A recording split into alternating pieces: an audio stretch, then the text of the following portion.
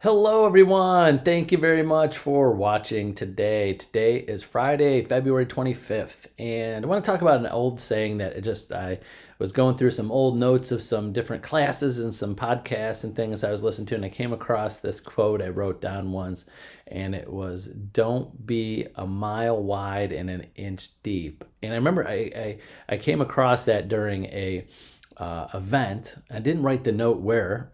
Sometimes I have over 1,000 notes in my notepad on my iPhone, and I didn't write that exactly where that was. But I remember hearing that, and I remember hearing that when I was a kid. I don't know why. I don't know where. Maybe it was in a cartoon or something. I don't remember, but I remember that saying being around or hearing it. Not to show my age of being in my 50s now, but some of these old sayings that like resonated when I was a kid, things that you don't hear as much today.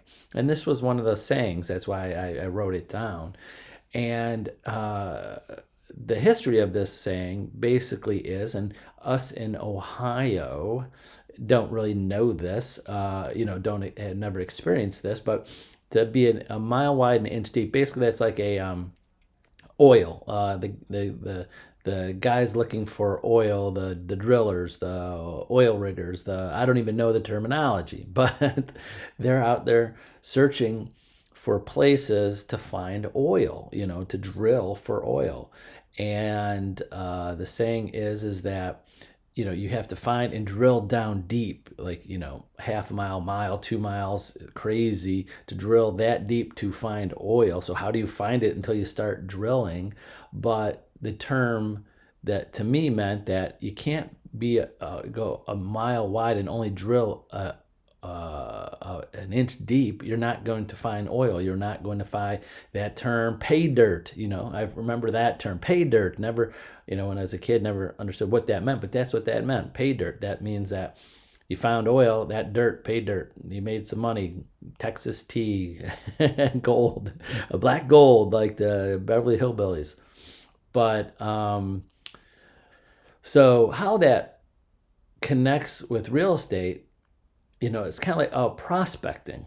Prospecting, that's kind of, I don't know if they use that word with the oil, but obviously they use that word with, you heard the old prospectors prospecting for gold, trying to find gold or whatever types of things back in the Old West. So how I connect that with real estate is that just like drilling and finding oil, you have to concentrate on a certain area, and you got to keep on going and consistency and going and going and going and drilling and drilling and drilling until you get to that point. You can't just start and go an inch deep and stop. That's how prospecting is. Prospecting, so many times I see agents, they go, I want to place an ad. I want to send out 1,000 mailers. I want to do a TV commercial. I want to do whatever. Something general where they're not specifically talking to someone, meeting them, getting their name, their number, their email address, their address, and start building a deep relationship with that person. So they want to. So I equate that you're trying to go a mile wide and only an inch deep with your prospecting. Now you'll lucky, like if you cast a big enough net that just imagine casting in that net. But if you have a net like you're fishing, that net's got to go down, down, down, down, down, and it takes time for that. Not the fishing terminology of throwing in a net, pulling it back up in a couple minutes, but your net just sits on the surface of when you're prospecting and finding customers. You got to keep on for months, years, decades prospecting, and you got to pick a certain number of people or contacts that you're going to drill deep with, that you're going to build a relationship, spend that time, that commitment, and not move from that person and have that commitment to stay with them over a long period of time. Deep with that. So I'd rather have an agent say, I have 50 or 100 people on my database that are good, A+, I'm talking to consistently. We're having deep conversations about real estate. I'm building a relationship knowing that they're going to trust me and use me when they're ready to buy or sell real estate in the future. And this is the other key. Is that there should be a good relationship with someone, is especially when they haven't bought or sold from you yet, is they're giving you referrals. Do you have people like that in your database? Friends, relatives, acquaintances, past clients that they haven't bought or sold from you yet or in a long time ago, but you're constantly talking to them, prospecting with them, drilling them on that you're in real estate and give me referrals, and they're your referral source. So you got to find that connection. So many agents are, let's say, not one-sided, but one-dimensional, that every single person that they talk to is just about when that person's going to buy or sell, and they're not building a good enough relationship and a commitment, a deep relationship with them on a business level and or / personal level, that they are not asking for referrals, not getting referrals. So if someone, you have a good connection with someone, they go, well, hey, and I'll joke with this, like, we bought our house 5 years ago. We're going to die in this house. We're not leaving this house ever. Don't not call those people. If you had a good contact with them and a good commitment with them, and you had a good rapport with them, and they think that they'll know you and trust you, what kind of database of people do they have behind them? And what does that show them? Is that you're calling, checking on them to see if they have anybody, friends or relatives or acquaintances or people they know buying or selling, that because if they trust you, even though they're not going to use your service personally, they could be a great source of business for you. Drilling. That's time, that's commitment, that's focus on that one person.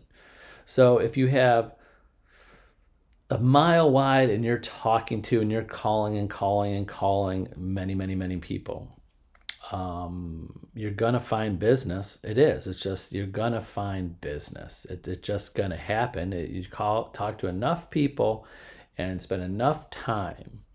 But you could also find more repeat business, more referral only business by drilling that space, not a mile wide, a little smaller, deeper into the people and asking for referrals, making sure they're on your database and that when they're going to buy or sell, and it works.